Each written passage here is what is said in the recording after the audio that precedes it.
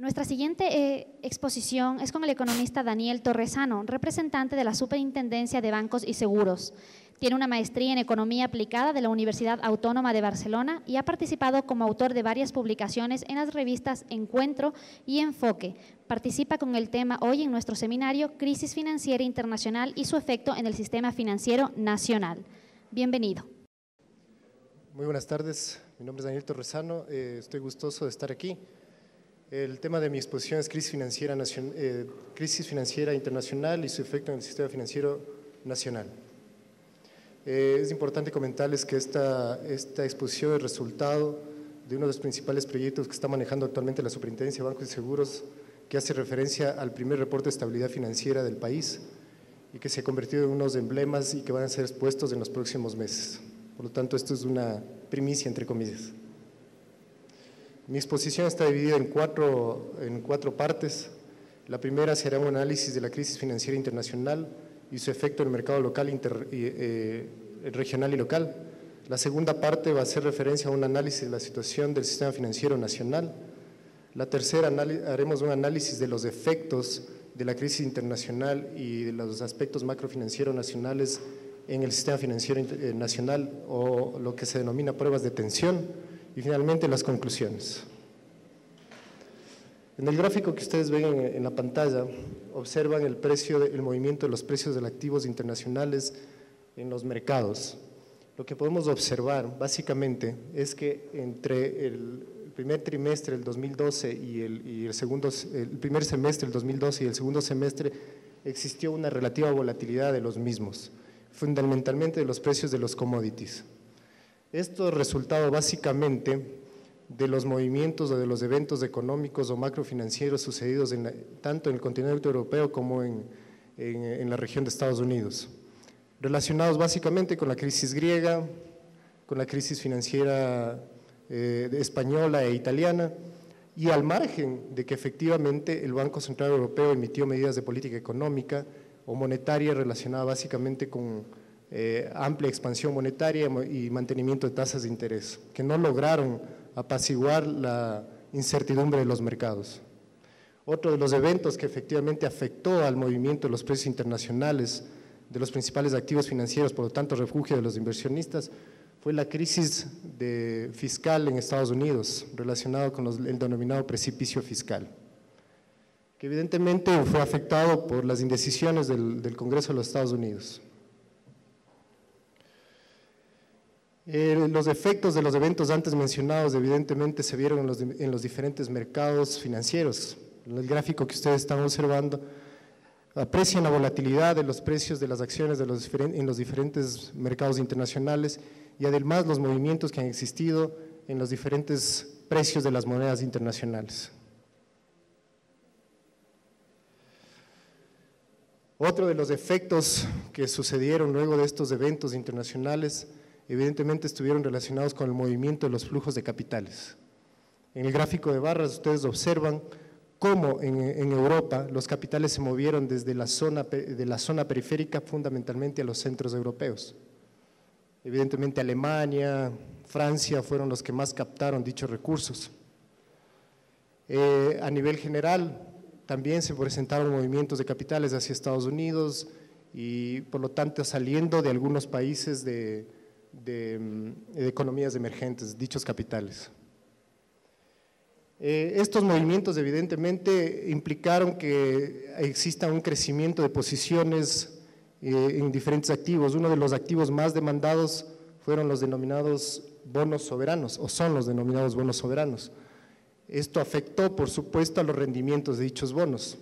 En los gráficos de la izquierda, en los dos gráficos de la izquierda, ustedes observan los denominados spread o brechas de los rendimientos de los bonos de España e Italia, que fueron los países principalmente afectados respecto de los bonos alemanes.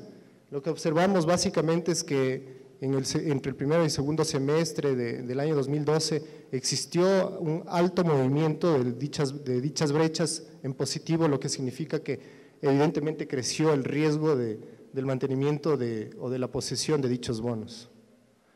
Mientras tanto, en Estados Unidos, que es una de las economías hacia donde se trasladaron dichas posiciones, o los bonos, los rendimientos de los bonos se vieron efectivamente afectados hacia la baja, porque evidentemente era un activo que se veía con una cierta confianza. En términos generales, lo que podemos decir es que los eventos que les he mencionado han causado diferentes efectos, o posiblemente causaron los siguientes efectos. En primer lugar, el menor crecimiento en términos generales de la economía mundial y las incertidumbres que se reflejaron en la economía, principalmente en la economía europea, probablemente generaron un menor crecimiento en América Latina y en el Ecuador, que es lo que estamos viendo actualmente. Esto evidentemente impactó al riesgo de crédito del sistema financiero.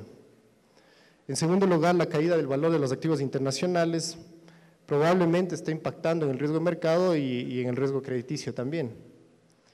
La mayor volatilidad en los mercados internacionales que se reflejaron en el movimiento de las acciones y monedas especialmente, evidentemente impactó levemente en los títulos públicos porque el portafolio que se tiene de los bonos globales no representa un alto porcentaje respecto del total de los bonos. Finalmente, la reducción de los flujos de capital hacia economías emergentes no afecta fuertemente al Ecuador debido a que nosotros no dependemos fuertemente de dichos flujos actualmente, pero evidentemente para nosotros es importante, ¿no?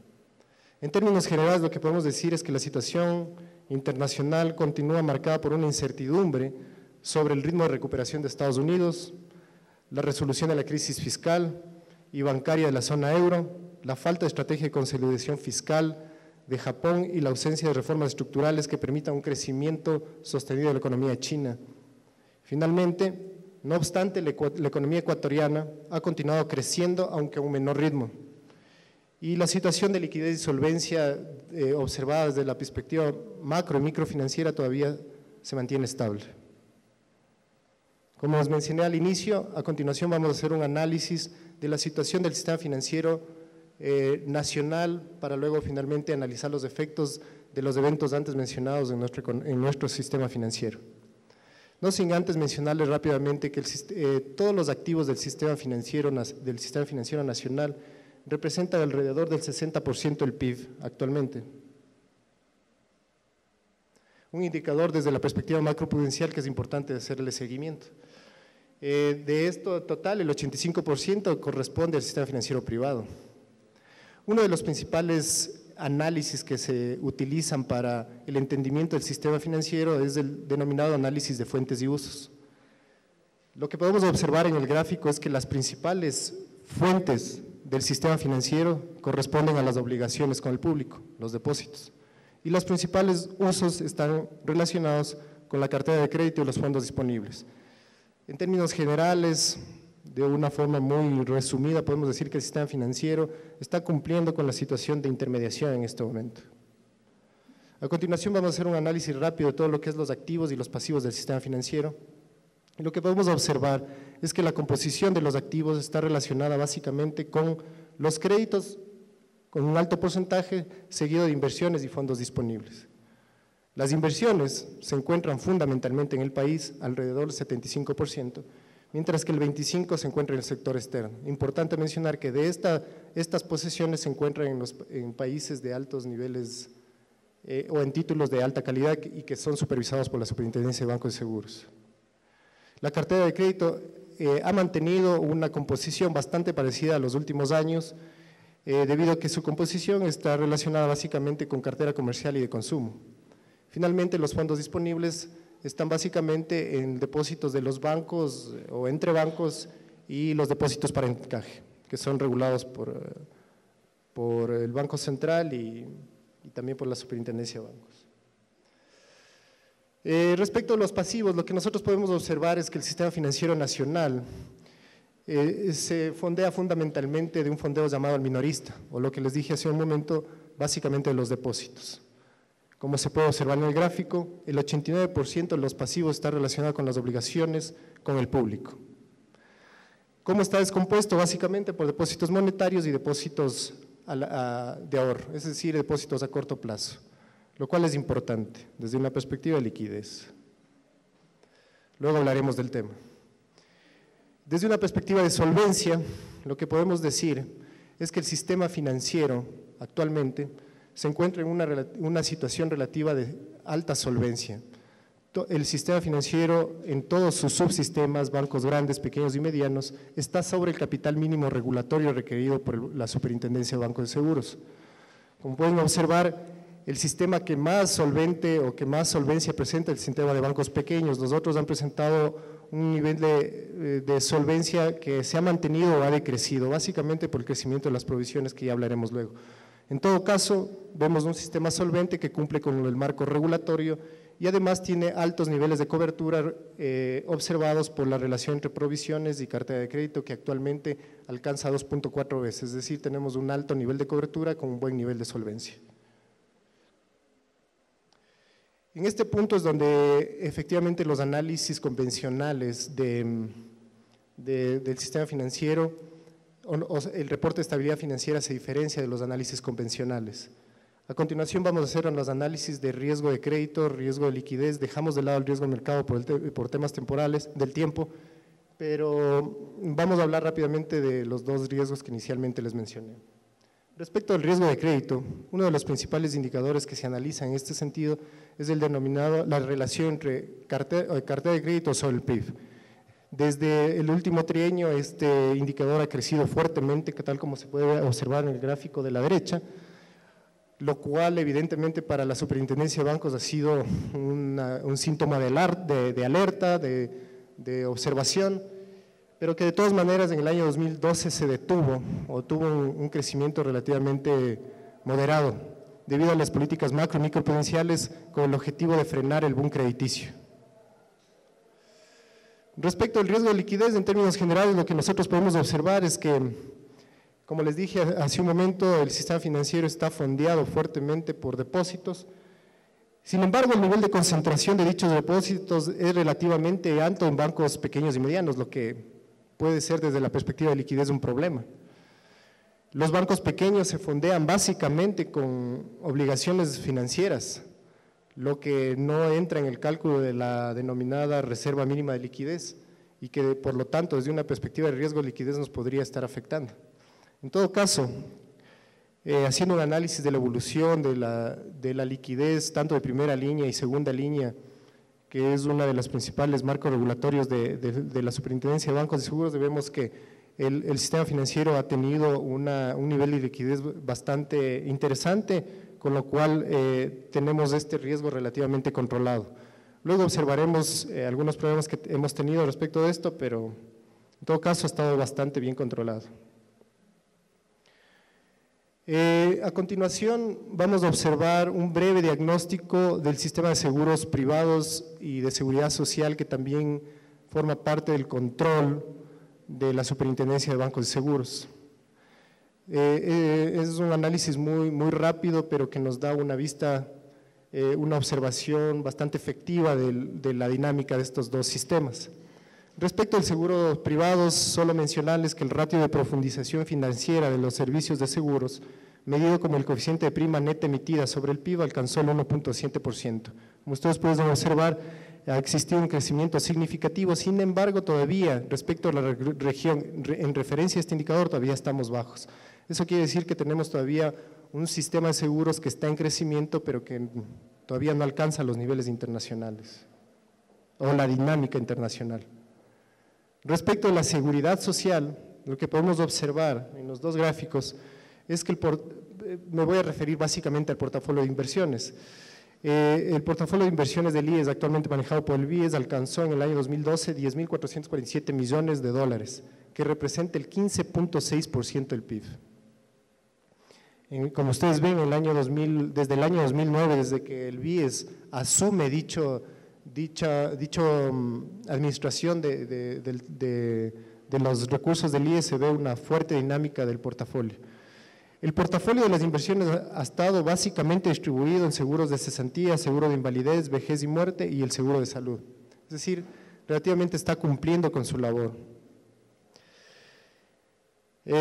Otro indicador importante de analizar desde una perspectiva de sostenibilidad de la seguridad social es el indicador que mide la relación entre los afiliados activos y pasivos. A nivel internacional se considera que en la medida que la relación guarde un 5 o 6 afiliados activos sobre pasivos es relativamente importante. En el Ecuador actualmente alcanza el 6.9%, lo que significa que estamos en un indicador relativamente fuerte, y esto debido al marco regulatorio actual que obliga a todas las empresas a asegurar a sus empleados, y además del interés de la gente efectivamente por entrar dentro del sistema de seguridad social.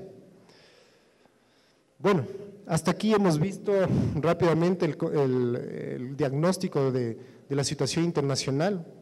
Hemos visto cómo está funcionando el sistema financiero nacional. Y rápidamente vamos a analizar los efectos que nosotros creemos pudo haber tenido el rezago o la posible dinámica de la crisis de entre los años 2011 y 2012 sobre el sistema financiero nacional. Para hacer esto se utiliza a nivel mundial las denominadas pruebas de tensión. Nosotros también hemos utilizado este marco con el objetivo de más o menos entrar en la dinámica de estudio del sistema financiero frente a procesos de crisis.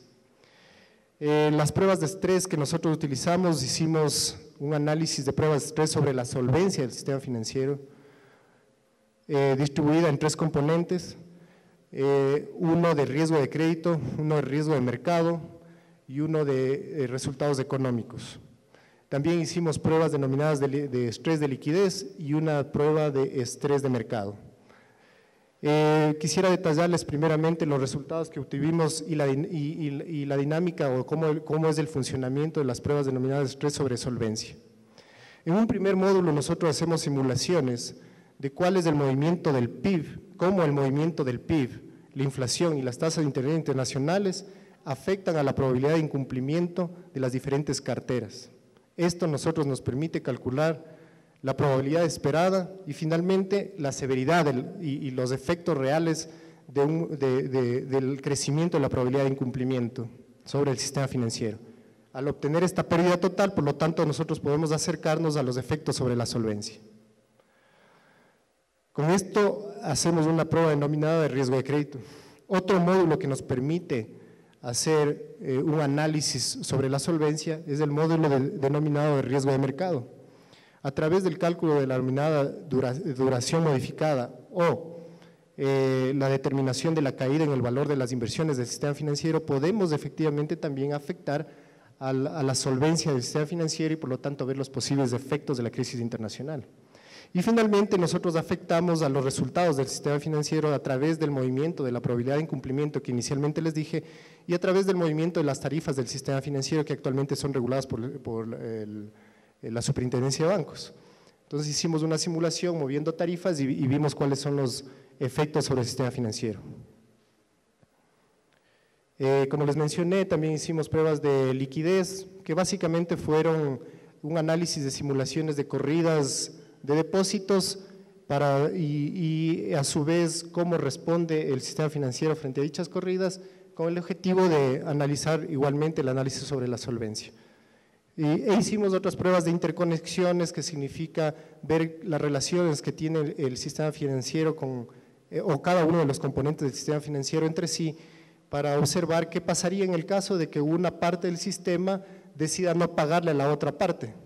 Entonces el objetivo final es observar cuáles podrían ser los diferentes sistemas más afectados en un caso de default o incumplimiento.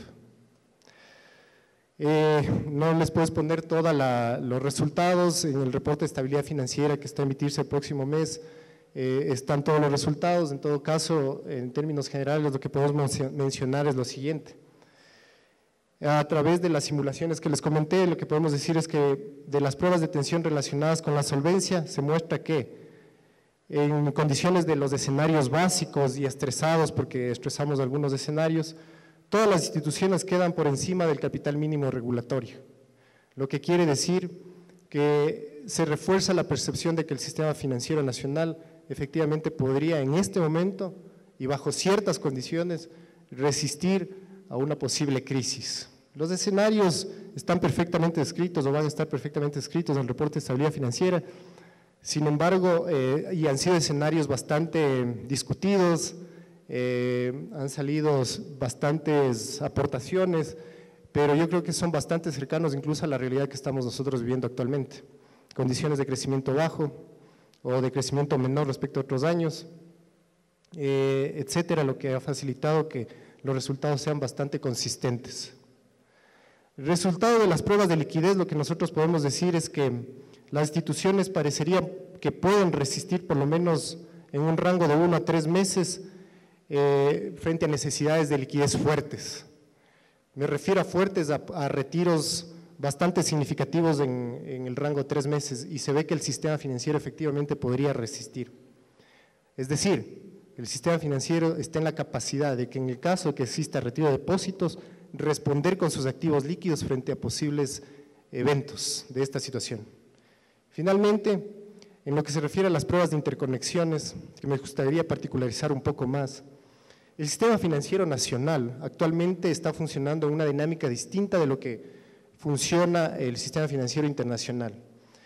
Generalmente, la banca internacional se conecta con banca internacional o en su propio país con otros bancos, generalmente a través de los denominados préstamos interbancarios. En el Ecuador, dado el marco regulatorio actual, las principales fuentes de interconexión es a través de fondos disponibles de inversiones. Esto generó una preocupación bastante significativa en la Superintendencia de Bancos e hizo que necesaria una prueba de interconexión que comúnmente no es desarrollada a nivel internacional, pero que creímos conveniente. En este sentido, la simulación fue relativamente simple, pero yo creo que bastante interesante. Lo que se simuló es qué pasaría si un banco en una situación extrema decidiera no pagarle al otro banco sus posiciones en fondos disponibles de inversiones. El objetivo final es definir, por lo tanto, cuántos bancos podrían verse afectados los resultados de estas interconexiones. En términos generales, nosotros lo que observamos es que el sistema bancario tiene fuertes interrelaciones relacionadas básicamente con las cuentas antes mencionadas, lo cual hace que el efecto contagio sea muy relevante en el caso de algunas instituciones.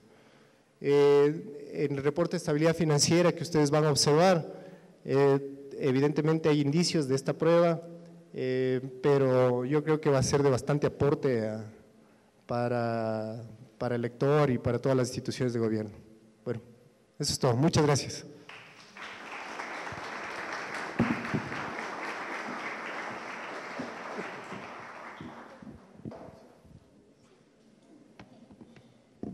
Agradecemos al economista Daniel Torresano que nos acompañó con el tema Crisis Financiera Internacional y su efecto en el sistema financiero nacional. Ahora las preguntas del público.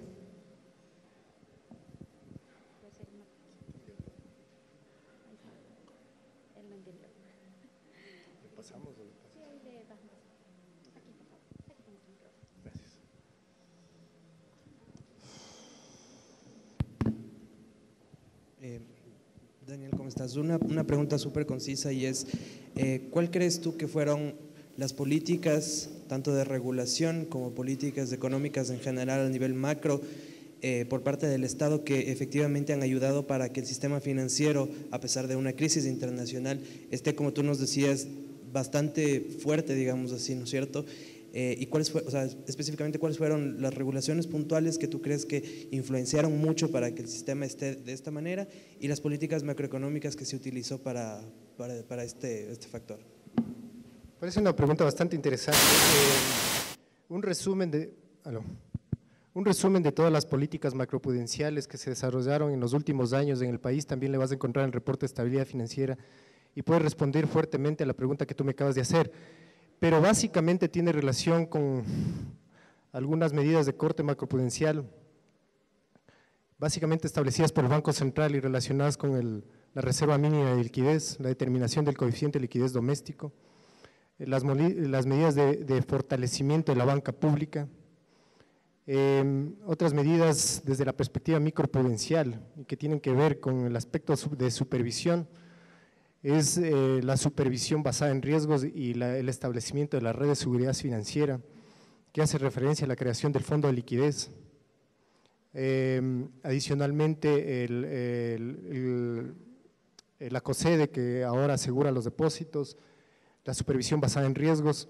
Yo creo que esas han sido las medidas que fuertemente han posibilitado que el Ecuador mantenga unas posiciones de solidez bastante importantes. y haya podido reaccionar bastante bien frente a a los fuertes efectos que tuvieron otros países respecto a la crisis. Me quiero referir a un evento súper importante o una medida de política macroprudencial que se desarrolló especialmente en la crisis, que fue el establecimiento de la inversión doméstica, y a la par medidas microprudenciales que se establecieron desde la Superintendencia de Bancos. La inversión doméstica facilitó que en contextos de crisis y de caídas de algunos indicadores macro y microfinancieros, el Ecuador puede responder rápidamente y es más, crecer en el siguiente año. La supervisión basada en riesgos facilitó que el sistema financiero nunca entre en tela de duda respecto de su sostenibilidad y solvencia. Entonces, yo creo que han sido medidas efectivas y contundentes de respuesta de política gubernamental que han facilitado que actualmente el sistema financiero se vea bastante robustecido. La economía, aun cuando en este año ha tenido relativamente un decrecimiento no significativo como el de los otros años, yo creo que estamos bastante bien posicionados respecto a la región.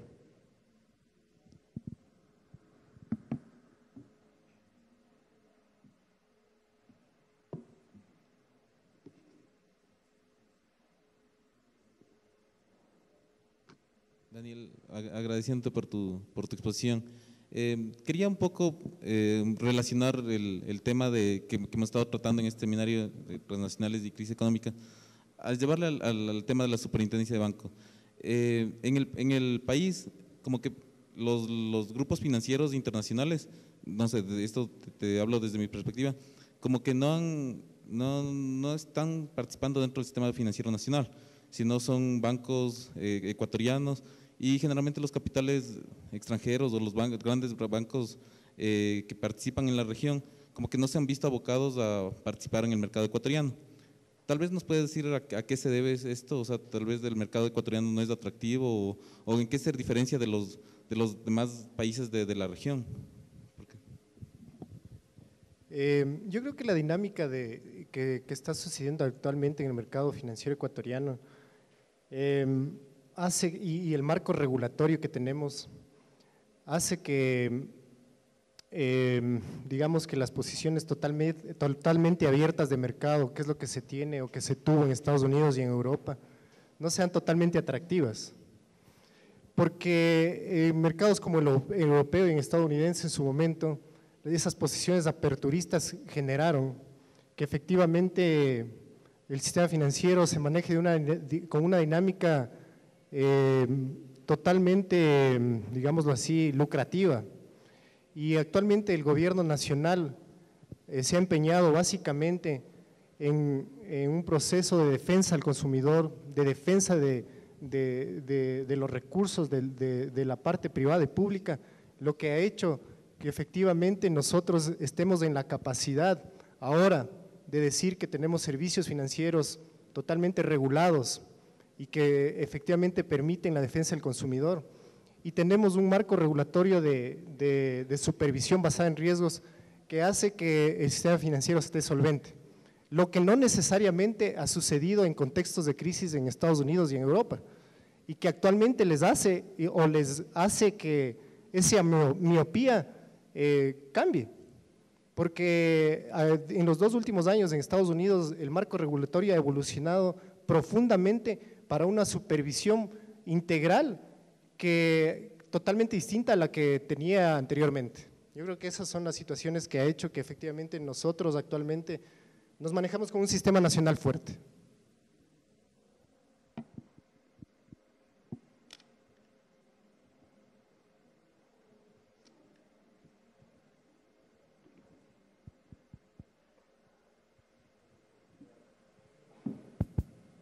Justamente en este aspecto que comentabas, no ha sido, el mercado financiero no ha sido muy atractivo por las medidas regulatorias y demás. ¿Cómo tú le ves la comparación con el mercado de seguros? El mercado de seguros últimamente más bien he visto vino Liberty recién, han venido algunas empresas multinacionales a adquirir efectivamente algunas participaciones que tenían relación entre bancos y seguros y demás, y en realidad las multinacionales ahora en este mercado sí están como que llamadas, o sea, sí les llama la atención y hemos tenido algunas adquisiciones efectivamente aquí en el país. ¿Cómo tú le ves eso? Justamente hablando en que tenemos un mercado regulado que no es muy atractivo en el sentido financiero, en el sentido bancos específicamente, bancario, pero en el sentido de seguros podemos evidenciar un poco lo opuesto a esto. ¿Cómo nos explicarías tú esta relación? No tengo una estadística efectiva respecto del